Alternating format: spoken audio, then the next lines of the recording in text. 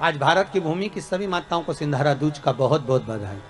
माता पार्वती, माँ जगत जननी आपके सुहाग को अखंड सौभाग्यवती बनाए, यही भगवान से प्रार्थना। श्रावण के महीने में क्यों हिंदू धर्म में सिंधारा दूज मनाई जाती है, किस लिए? आज पूरे भारत की भूमि पर कई माताएं हाथ में मेहंदियां लगाती हैं, चूड़ियां पहनती हैं, सुंदर चुनरी पहनती हैं, मां पूजन करती हैं, माता का आराधना करती हैं। सिंधारा दूज, उसका कारण केवल इतना सा है, सिंधारा दूज का मतलब यह होता है कि चंचुला देवी जब 14 दिन तक शंकर और पार्वती अपने गुफा में से बाहर नहीं निकले शिव महापुराण के यजमान बनने के लिए, तब माता चंचुला देवी ने हाथ जोड़कर मां जगतजननी जगदम्बा को सुंदर वस्त्र, सुंदर चूड़ियां, सुंदर आभूषण माता के चरणों में ले जाकर समर्पित करे थे और कहा, मां इन चूड़ियों को जो मैं दे रही हूं, ये लाल चूड़ी, ये लाल श्रृंगार, ये लाल वस्त्र, जो लाल चूनर जो मैं प्रदान कर रही हूं, मां बस ऐसी कृपा कर दे कि तू इन चूनर को धारण करे और मेरा भी सौभाग्य, मेरा भी सुहाग अमर कर दे, बस इतनी कृपा मेरे ऊपर कर दे। वो सिंधारा दूज का महत्व है। आज भारत की भूमि की सभी माताओं को सिंधारा दूज का बहुत बहुत बधाई। माता पार्वती, मां जगत जननी आपके सुहाग को अखंड सौभाग्यवती बनाए, यही भगवान से प्रार्थना। सती में और पार्वती में एक अंतर भारी है। सती मां धनवान है और पार्वती मैया गुणवान है। इसलिए पूरी दुनिया में जितने भी व्रत हैं, पूरी भारत की भूमि पर जितने व्रत होते हैं, कोई व्रत लक्ष्मी जी का नहीं है, भारत की भूमि पर कोई व्रत सरस्वती मैया का नहीं है, भारत की भूमि पर कोई व्रत इंद्राणी का नहीं है, भारत की भूमि पर कोई व्रत किसी देवी का नहीं है। जितना भारत की भूमि पर एक व्रत भारी है वो है माता पार्वती जी का। तीज का व्रत करोगे तो पार्वती जी का है, चतुर्थी का व्रत करोगे तो पार्वती जी का है, छठ का व्रत करोगे तो पार्वती जी का है। आप जितने व्रत देवी जी का करोगे नवरात्र में तो पार्वती जी का है। भारत की भूमि पर जितने व्रत हुए नारियों के, छोटी तीज, बड़ी तीज, हरतालिका तीज, करवा चौथ, जितने चतुर्थी के व्रत, जितने तीज के व्रत, जितने छठ के व्रत, जितने भारत की भूमि पर हुए, ये सब माता पार्वती जी के हैं। पार्वती के क्यों हैं? क्योंकि धनवान और गुणवान में अंतर है। मां पार्वती गुणवान है, इसलिए माताएं उनके व्रत कर कर अपने अंदर भी वो गुण उत्पन्न करना चाहती हैं कि हम भी ऐसा तप करें, हम भी ऐसी साधना करें। हे माता पार्वती, जैसे आपका अखंड सौभाग्य है, हे मां जगत जननी हमारा भी मांग में अखंड सौभाग्य रहे। जैसे आपके चूड़े अमर हैं, हे मां हमारे हाथ में भी चूड़े अमर हो। हे मां जैसे आपके भाल की बिंदी अमर है, मां मेरे भाल की बिंदी भी अमर हो। हे मां जैसे आपके नैनों का सुरमा, बालों का गजरा अमर है, हे माता पार्वती हमारे भी नैनों का सुरमा और बालों का गजरा अमर कर देना। बस इतनी सी कृपा नारी माता पार्वती से मांगा करती है, मां पार्वती से चाहती है। सूचक वस्तुओं का जो दान करता है वो जीवन में कभी विधवा नहीं होता। महाराज वो 8 वस्तुएं बताई हैं। पहला कुमकुम, दूसरा पुष्प, चाहे लाल हो, चाहे सफेद हो, चाहे पीला हो, पुष्प कोई भी हो। तीसरे नंबर पर है चंदन, चौथे नंबर पर है तांबुल, पांचवें नंबर पर है काजल, छठे नंबर पर है ईख, क्या बोलते हैं यहां पर ईख को, क्या बोलते हैं, गन्ना, ईख। सातवें नंबर पर है लौंग, खाने वाली जो लौंग होती है, लौंग। और सातवें नंबर पर है, 8वें नंबर पर है जीरा। कहते हैं चैत्र महीने की तृतीया तिथि को बिना नमक का भोजन कर कर, सुबह बिना नमक का भोजन करें, एक समय फलाहार करें बिना नमक का, और तुला दान के बराबर एक पलड़े में अपन बैठकर 8 वस्तुएं तुला की रखकर जो दान दे देता है वो नारी कभी विधवा होकर नहीं जाती, 7 जन्म तक अखंड सौभाग्यवती रहती है। अखंड सौभाग्य कार्य करेंगी तो भी सौभाग्य की सामग्री देंगी। सौभाग्य की सामग्री का दान क्यों किया जाता है?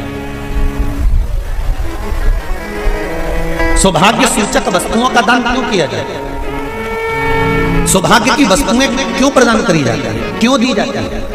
उसका कारण क्या है? क्यों देते हैं?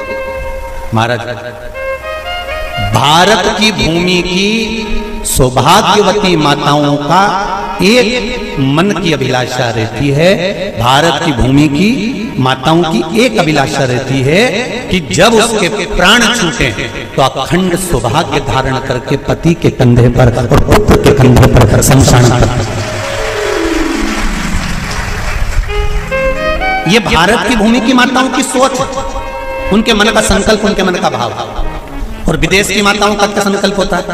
महाराज, भारत का एक संत विदेश गया और भारत के संत जब विदेश गए तो वहां पर एक मां, एक स्त्री पति की कब्र के पास में बैठकर पंखा कर रही थी। भारत के संत को बड़ा दुख हुआ, देखो हमारे यहाँ की माताएं तो पति के साथ सती हो जाती हैं, हमारे भारत की भूमि की माताएं तो पति के साथ सती हो जाती हैं, पर ये तो विदेश की माताएं तो भारत की माता से भी बढ़कर है कि पति मर गया, कब्र के अंदर है तो भी पंखा कर रही हैं। ये तो इनसे भी बड़ी है, भारत की माता से भी बड़ी ये विदेश की माता। तो भारत के संत से रहा नहीं गया और भारत के संत ने जाकर पूछ लिया विदेश की माता से, माँ जी एक बात बताओ, हमारे यहाँ पति के साथ पत्नी सती हो जाती है, वो प्रथम गिनती में आती है, पर तुम तो उससे भी बड़ी हो कि पति मर गया उसके बाद भी उसकी कब्र को पंखा कर रही हो। इतने में विदेश की माता ने कहा, मैं पति को पंखा नहीं कर रही, हमारे यहाँ नियम है जब तक पति की कब्र नहीं सूख जाए हम दूसरी शादी नहीं कर सकते, इसलिए पंखे से सुखा रहा, इसलिए पंखे से सुखा रही है। मेरे भारत की माताओं में और विदेश की माताओं में अंतर है सर। मेरे भारत की माताएं अखंड सौभाग्य की वस्तुएं धारण कर कर अपने आप को गौरवान्वित महसूस करती हैं और विदेश की माताएं ये सब वस्तुएं उतार कर गौरवान्वित महसूस करती हैं।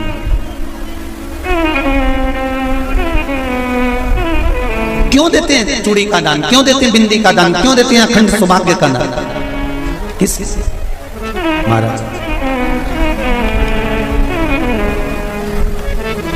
मेरे हाथों में भर भर के चूड़ी रहे, मेरे हाथों में भर भर के चूड़ी, और मैया कोई काम नहीं, मेरे मस्तक पे चमकती चूनर रहे, मेरे मस्तक पे चमकती चूनर रहे, और मैया कोई काम नहीं, मेरी मांगों में भर भर के सिंदूर रहे, मेरी मांगों में भर भर के सिंदूर रहे, और मैया कोई कामना नहीं, मेरे पाँव में बिछुड़ी का जोड़ा रहे। एक बिछुड़ी नहीं, कितनी? 2, 3, 4, 5, एक एक पाँव में जोड़े से बिछुड़ी होना चाहिए, केवल एक नहीं, सिंगल नहीं। वो तो आजकल का फैशन हो गया महाराज, जो केवल एक बिछुड़ी धारण कर लो उसी में फैशन दिखे। श्रावण की शिव महापुराण की कथा कहती है जब बेटी को विदा करा जाता है और पहली बार बेटी के पाँव में जब बिछुड़ी डाली जाती है तो वो बिछुड़ी भी अलग अलग नहीं होती, उस बिछुड़ी के जोड़ को चेन से एक दूसरे से बंधा हुआ होता। बोला सही है कि गलत? जितने आस्था चैनल पर कथा सुन रहे हैं, जितने फेसबुक पर सुन रहे हैं, यूट्यूब पर सुन रहे हैं, सुन लेना कि मेरे भारत की माताओं का जब पाणी ग्रहण संस्कार किसी बेटी का होता है, उसके पाँव में जब पहली बार बिछुड़ा पिनाया जाता है, बिछुड़ी पिनाई जाती है, तो वो बिछुड़ी भी एक दूसरे से बंधी हुई होती है, चेन से बंधी हुई होती है। उसको अलग अलग वाली बिछुड़ी शादी के मंडप में नहीं पिनाई जाती। क्यों? जैसे ये बिछुड़ी एक दूसरे से पाँव में बंधी हुई है, तुम्हारी जिंदगी अंतिम श्वास तक ऐसी ही बंधी रहे, यही बनना चाहिए। वो तो अब माताओं ने थोड़ा सा फैशन चेंज कर दिया, अब पाँव में ज्यादा बिछुड़ी नहीं बनती, गड़ती है, चुभती है, एक बिछुड़ी धारण है। महाराज पर नहीं, बिछुड़ी भी 2 हो, जोड़े से हमारी माताएं, भारत की भूमि की जो माताएं हैं, ये चूड़ी भी हाथ में पहनती है तो जोड़े से पहनती है। बोलो जैसा सही है कि गलत है? एक अकेली चूड़ी माताएं हाथ में धारण नहीं करती हैं। अगर भारत की भूमि की संस्कारित माताएं हैं और भारत की भूमि की सभ्यता और संस्कृति को जानती है तो अकेली चूड़ी नहीं, जोड़े की चूड़ी पहनेगी। 2 चूड़ा डालेगी, 4 डालेगी, 12 डालेगी, पर सिंगल नहीं, अकेले। और सरल भाषा में समझ लो, हमारे यहां ठेले पर लेने जाओ तो जो केले अपन खाते हैं वो भी सिंगल नहीं देते, उसको भी जोड़े से दिया जाता है। 2 दूं की, 12 दूं की, आधी दर्जन दूं की 1 दर्जन। अब अंदाजा लगाइए, हमारे यहां देने का भी एक भाव। श्रावण के महीने की शिव महापुराण की कथा, जिसका नाम है श्रावण शिव महापुराण की कथा, ये कहती है कि पार्वती जी ने और गंगा जी ने ये चतुर्मास में जितना सौभाग्य का दान दिया है, उनके बराबर दुनिया का कोई व्यक्ति इतना सौभाग्य का दान नहीं दे सकता जो माता गंगा और पार्वती दोनों दान दे रहे हैं।